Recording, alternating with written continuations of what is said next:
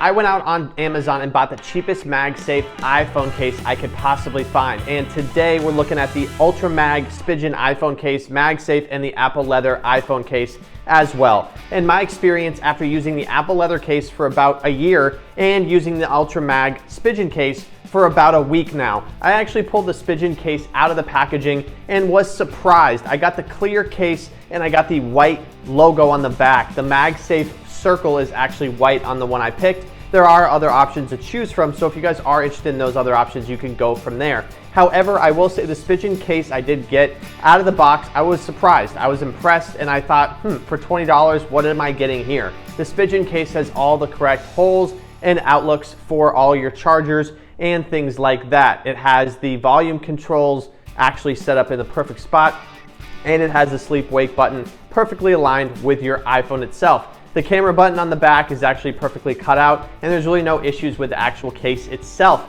For me personally, I didn't notice immediately any kind of cheap material or any kind of problems with it being used or anything like that, because I did buy it new off Amazon. The Apple Leather case I've had about 2 years now, and for me personally, I've noticed that the Apple Leather case doesn't really hold up well. Maybe it's just because I'm hard on the case. I have dropped it a few times, and for me the case just kind of looks like junk now. I don't really want to use it as much because it just doesn't look good. And for me personally, I'm just somebody who, when I have a case on my phone, I don't want it to look like I've dropped it 15 times.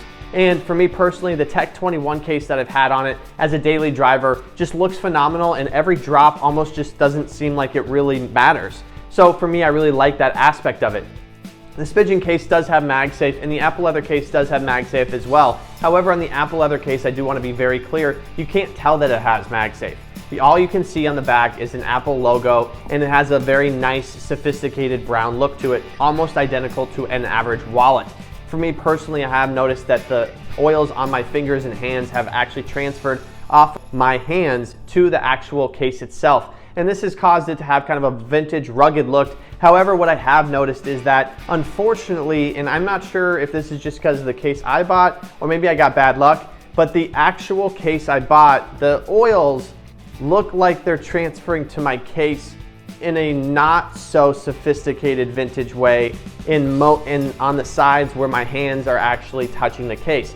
There are some parts of the case that have clear damage from drops and things like that, which have kind of escalated a little further than I'd like them to. I knew that leather might kind of show dust and marks and damage, kind of, but I wasn't expecting it to kind of really look like garbage. For me personally, I've noticed that the oils have added, it is a vintage look, but it's almost kind of like a look that looks like I kind of spilled something on it. It's just a very bizarre look. So for me, I have not really come to like the actual Apple Leather case from this aspect. The Spigen case is clear. I have not found a Spigen case that is leather on Amazon, but what I have noticed is that the material holds up well. It is a very nice material. I would say if my only complaint would be, but it is a $20 case, is that it does not feel super sturdy like something like an OtterBox that has that ultimate hard rock plastic casing.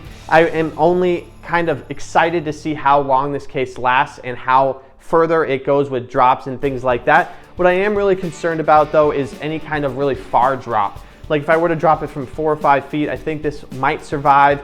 However, I will say that the plastic on it does seem a teeny tiny bit on the thin side, meaning that I think you're paying for what you get here. However, I would say that the leather on the Apple case is definitely not hardy or supportive at all. So for me personally, guys, the Apple Leather case, I've seen it on sale for $40, but when I bought it, it was $60. If I were you guys, I would opt for some other options other than the Apple Leather case. I really think that here you're paying for an Apple logo and you're paying for some Apple leather, which I actually, at the end of the day, think that there is some truth to potentially, but I also think like a MacBook and like an iPhone, you are paying for that Apple logo. And my ultimate recommendation from my experience with both so far is that I would go for some other options. The Spigen case is $20 on Amazon.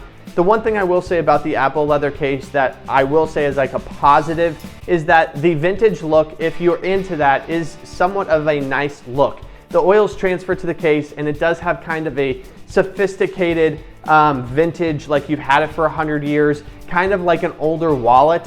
I'm maybe just not a fan of that. However, if you guys are looking for the most protective case possible, I would suggest looking at other options. The Spigen clear case with MagSafe Ultra Mag. I'll see you guys in the next one. Peace.